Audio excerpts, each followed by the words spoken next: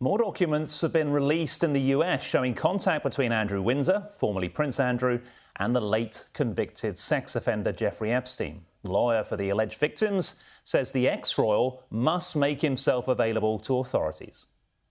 Whether that's an interview by the Metropolitan Police there in the UK, or whether he wants to come here to the United States to conduct that interview, he needs to make himself available to the authorities to be able to account for the time that he was with Jeffrey Epstein.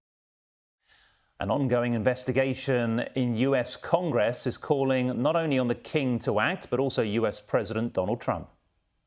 They will always be brothers, but birthright gave one power to banish the other, stripping his sibling of the title he was born with and those bestowed upon him.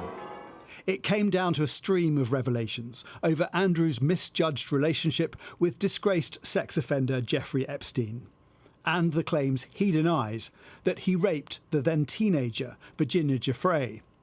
The King's statement conveyed sympathy to the victims of abuse, a sentiment welcomed by Virginia's family. The King is setting a roadmap. He's setting a precedent to the rest of the world to say, I do stand with survivors. I am going to hold even my brother to account. But it's still not enough in the sense that he's still walking around a free man.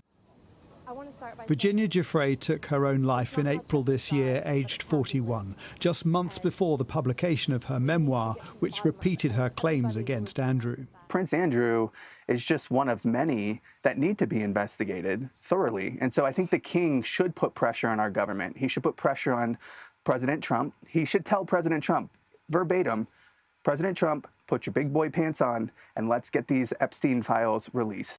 It's hard to remember that he used to be a popular royal, helicopter pilot in the Falklands War. Crowds cheered at his wedding. But he became not just an embarrassment, but a liability to the crown. Should have been done a long time ago.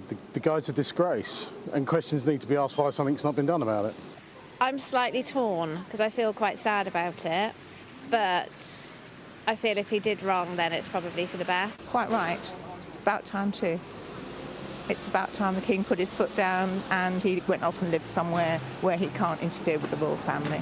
He's already been taken off the official roll of the peerage, and his extraction from the royal family will also include physical removal from the Royal Lodge in Windsor to the King's private estate in Sandringham. No longer a duke, a peer, nor a prince. Mr. Mountbatten Windsor's exile will be complete when he leaves Windsor. But the removal vans won't be coming out these gates just yet. There is a notice period and the other formalities of moving house. But on the time frame, a royal source told me quite simply, as soon as possible.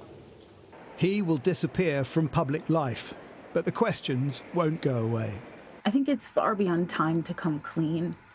You were best friends with this man, and there are so many things that you could help bring to light. Virginia deserves that. If the King is saying he stands with survivors and their victims, then meet with us. Have a conversation with us. We're real people with real stories that can affect real change. The change for this awkward uncle is dramatic, but a prince is the price to protect the crown. Jason Farrell, Sky News.